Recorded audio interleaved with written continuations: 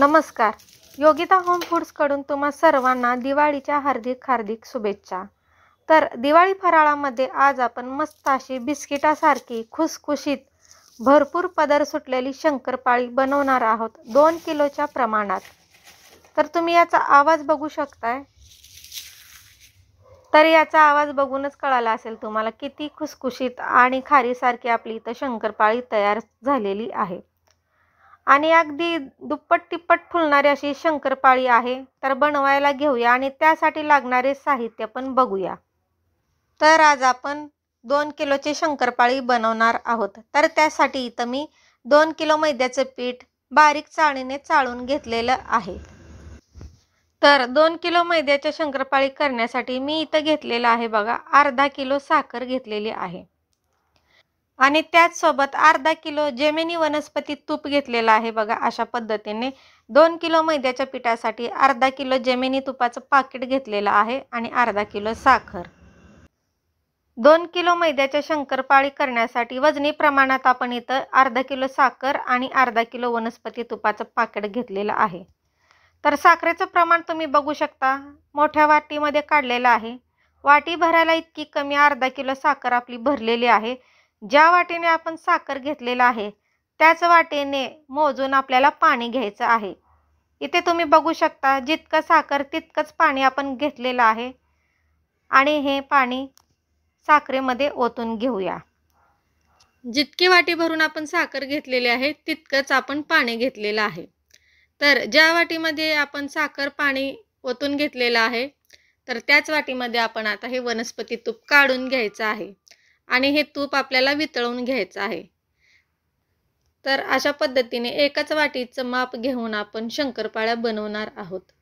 तर जितकी साखर घेतलेली आहे तितकंच पाणी आपण घेतलेलं आहे आणि जेवढं साखर पाणी घेतलेलं आहे तितक्याच प्रमाणात इथं आपण वनस्पती तूप डाळल्याचा वापर केलेला आहे. तुम्ही बघू शकता सर्व पाकिटमधलं तूप आपण काढून घेतलेलं आहे आणि गॅसवरती वितळवायला ठेवलेलं आहे.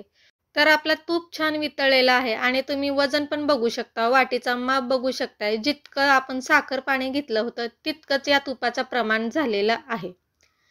तर हे तूप आपल्याला साखरेच्या पाण्यामध्ये ओतायचं आहे. ज्या पातेल्यामध्ये आपण साखर आणि पाण्याचं माप घेतलेलं आहे त्याच पातेल्यामध्ये आपल्याला हे वितळलेलं तूप टाकून घ्यायचं आहे. तुम्हाला वाटीचा अंदाज मी बरोबर दाखवलेला आहे. यामध्ये तुम्ही बघू शकता यामध्ये सर्व तूप आपण ओतून घेतलेलं आहे आणि गॅसवरती यामधलं साखर वितळवून घेऊया. तर शंकरपाळ्या बनवण्यासाठी मी इथं पाण्याचा वापर केलेला आहे. तुम्हाला हवा असेल तर इथे तुम्ही दुधाचा वापर करू शकता. जितका आपण साखर घेतलेली आहे तूप घेतलेलं आहे तितक्याच प्रमाणात आपल्याला इथं दूध घ्यायचं आहे आणि हे सर्व मिक्स करून घ्यायचं आहे. तर इथे बघा आपलं साखर पण छान वितळत आलेली आहे. तर काय होतं दुधाचा वापर जर केला तर शंकरपाळ्या भरपूर दिवस टिकत नाहीत. कुमट वास येतो शंकरपाळ्यांचा. त्यासाठी मी इथं पाण्याचाच वापर केलेला आहे आणि पाणी घालूनच या शंकरपाळ्या मी बनवणार आहे. दुधाचा एक थेंबही न वापरता आज मी शंकरपाळ्या या करणार आहेत. तर इथे बघा मोठ्या गॅसवरती एक 3 ते 4 मिनिट हे साखर वितळवून घेतलेली आहे. गॅस खाली काढून घेतलेला आहे. थोडंसं आपण हे कोमट करून घेऊया. खूपच गरम आहे हे. हलकंसं कोमट झाले की आपण शंकरपाळ्याचं पीठ मळायला घेऊया. तर इथे बघा 2 किलो मैद्याचं पीठ आपण चाळून घेतलेलं आहे आणि त्याच्यामध्ये चिमूटभर मीठ टाकलेलं आहे. मीठ टाकल्याने शंकरपाळीला छान अशी चव येते. तर आपलं पाणी पण साखरेचं थोडंसं कोमट झालेलं आहे. तर इथे बघा पिठाचा असा मोठा खोलगट तयार करायचा आणि त्याच्यामध्ये साखरेचं पाणी ओतून घ्यायचं. आणि शंकरपाळ्याचं पीठ मळताना शक्यतो मोठ्या भांड्याचा वापर करायचा जेणेकरून पीठ मळायला पण आपल्याला बरं पडतं. तर इथे बघू शकता तुम्ही यामध्ये साखरेचं पाणी आपण ओतून घेतलेलं आहे. तूप साखर पाणी हे सर्व आपण मिक्स करून घेतलेलं आहे आणि या पिठामध्ये ओतून घेतलेलं आहे. हलकंसं थोडंसं गरम असल्याने आपण सुरुवातीला चमच्याचा वापर केलेला आहे. तर आता या पिठामध्ये थोडं पाणी घालून आपल्याला हे पीठ छान असं शंकरपाळ्याचं मळून घ्यायचं आहे. अशा पद्धतीने केले तर तुमची शंकरपाळी, आपली ही शंकरपाळी अगदी खुसखुशीत होते आणि याला भरपूर पदर सुटतात. तर जितक्या वाटीने आपण साखर, पाणी, तूप घेतलेलं आहे त्याच वाटीने तुम्ही इथं दुधाचा वापर करू शकता. मी शंकरपाळ्या बनवताना अजिबात एक थेंब ही दुधाचा वापर करत नाही. फक्त पाणी घालूनच मी या शंकरपाळ्या बनवते. तर इथे आपल्याला काय करायचं आहे, ज्यावेळेस आपण घरात चपात्या बनवतो, चपाती बनवण्यासाठी आपण कणिक कसं मळतो त्या पद्धतीने आपल्याला इथं मैद्याचं पीठ मळायचं नाही शंकरपाळी करण्यासाठी. तर इथं थोडं थोडं पाणी घालून आपल्याला फक्त हे पीठ जॉईंट करून घ्यायचं आहे. तुम्ही बघू शकता अशा पद्धतीने फक्त पाणी घालून अशा पद्धतीने पिठाचा गोळा तयार करून घ्यायचा आहे, पीठ मळून घ्यायचं आहे. जसं चपातीला कणिक मळतो त्या पद्धतीनं इथे आपल्याला पीठ मळायचं नाही. हलक्या हाताने फक्त हे पीठ जोडून घ्यायचं आहे. तुम्ही बघू शकता सर्व आपलं इथं साखरेचं, पाण्याचं प्रमाण बरोबर झालेलं आहे. अगदी थोडंसं पाणी उरलेलं आहे ते पण ओतून घेऊया आणि पीठ छान असं मिक्स करून घेऊया. तर इथे बघा अशा पद्धतीने आपलं पीठ छान असं शंकरपाळीचं मळून होत आलेलं आहे. अगदी फक्त जॉईंट केलेलं आहे, तुम्ही बघू शकता. तर याला आपण गव्हाचं पीठ कसं मळतो तसं तिंबायचं वगैरे काही नाही. आणि अशा पद्धतीने जर आपण पीठ छान मळून घेतलं तर या पिठाच्या शंकरपाळी खूप छान होतात, खुसखुशीत होतात. तर शंकरपाळी बनवण्यासाठी आपलं इथं पीठ छान असं मळून झालेलं आहे. तर या पिठाचा आपल्याला हलकासा असा गोळा तयार करून घ्यायचा आहे. 2 किलो मैद्याचं पीठ आपण मळून घेतलेलं आहे शंकरपाळी तयार करण्यासाठी आणि अशा पद्धतीने मोठे मोठे 7 आकाराचे गोळे तयार करून घेतलेले आहेत. तर एक 10 मिनिट आपण हे पीठ मुरायला ठेवूया. पातेल्यामध्ये बघू शकता तुम्ही सर्व पाण्याचा आपण इथं वापर केलेला आहे. 2 किलो मैद्याच्या पिठासाठी अर्धा किलो साखर, अर्धा किलो तूप आणि जितकं साखर घेतलेलं आहे त्याच प्रमाणात वाटीच्या अंदाजानुसार पाण्याचा आपण वापर केलेला आहे. तर इथं आपले 10 मिनिट झालेले आहेत आणि पीठ छान असं मुरलेलं पण आहे. या पिठातला एक गोळा काढून घेऊया आणि शंकरपाळी बनवायला घेऊया. तर इथे तुम्ही बघू शकता आतमध्ये किती भरपूर असे पदर सुटलेले आहेत पिठाला. अशा पद्धतीने फक्त आपण हे पीठ जॉईंट करून घेतलेलं आहे. याला जास्त मळायचं पण नाही, काय नाही. कणिक जसं मळतो त्या पद्धतीने मळायचं नाही. हलकंसं पीठ हे छान असं जोडून घ्यायचं आहे आणि याचा एक अशा पद्धतीचा गोळा तयार करून घ्यायचा आहे. तुम्ही बघू शकता. आणि जितकं आपलं पीठ असं चिरा पडतील पिठाला तितक्या आपल्या शंकरपाळ्या खुसखुशीत तयार होतात. तुम्हाला वाटत असेल की हे पीठ छान मळलेलं नाही, लाटताना याच्या चिरा पडतात, तर अशा पद्धतीचं आपल्याला पीठ तयार करायचं आहे. आता तुम्हाला लाटून दाखवते, तुम्ही बघू शकता. जसं मी लाटते तसं आपल्या पिठाला कडकडने मधल्या भागाने अशा पद्धतीने चिरा पडतात. तुम्ही बघू शकताय. अशा पद्धतीचं जर आपलं पीठ तयार झालं तर समजायचं की आपली शंकरपाळी एकदम खुसखुशीत आणि भरपूर पदर सुटलेली तयार होते. तर माझा हा मोठा पोलपाट आहे त्यामुळे मी पिठाचा मोठाच गोळा घेतलेला आहे आणि अशा पद्धतीने छान असं लाटून घ्यायचं आहे. एकदम जाड पण लाटायची नाही आणि एकदम पातळ पण लाटायची नाही. तुम्ही बघू शकता अजिबात पोलपाटला चिटकत नाही.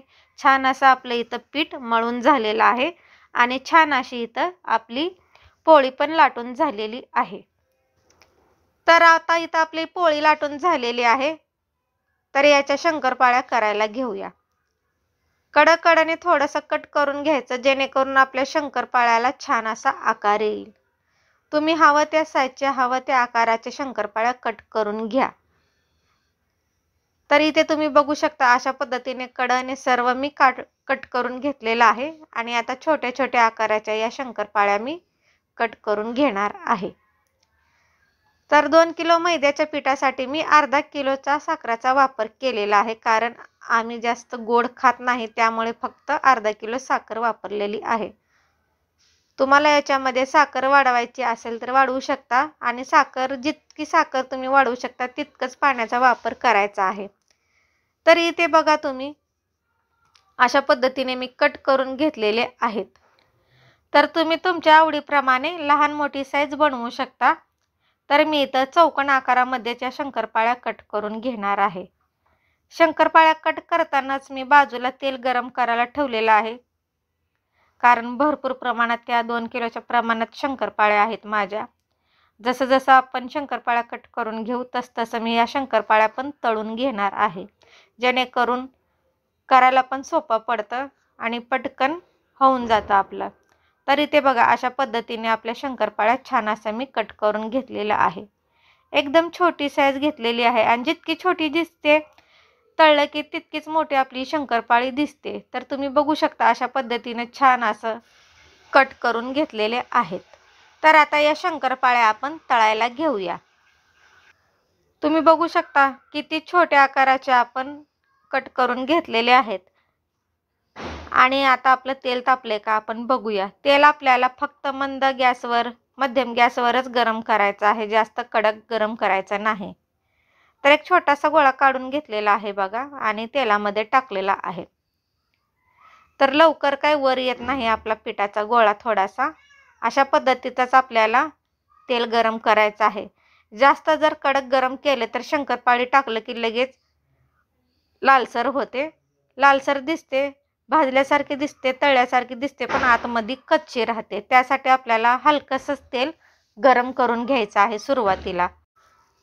तर इथे बघा दुसरा पण एक छोटासा पिठाचा गोळा टाकलेला आहे आणि ते अजून कढईला चिटकलेलं आहे, वर काय आलेलं नाही. तर अशा पद्धतीचं आपल्याला तेल गरम करून घ्यायचं आहे. तर आता या शंकरपाळ्या आपण तेलात सोडून घेऊया.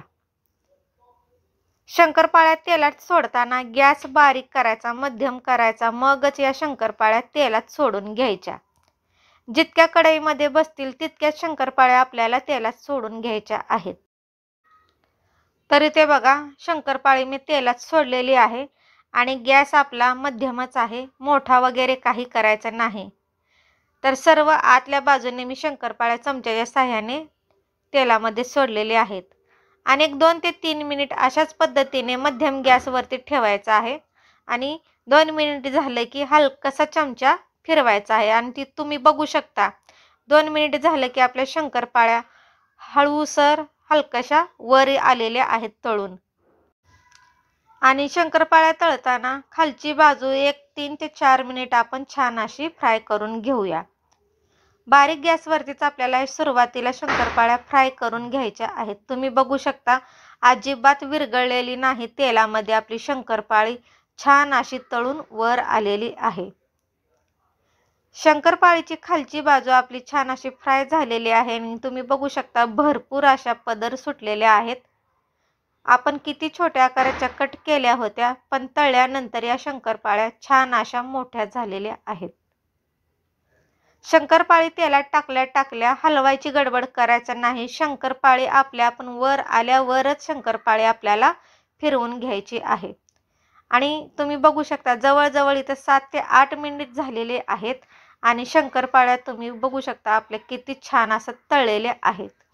तुम्ही जवळून बघू शकता या शंकरपाळीला भरपूर अशा पदर सुटलेले आहेत आणि अशा रंगावरच या शंकरपाळ्या तेलातून आपल्याला काढून घ्यायच्या आहेत.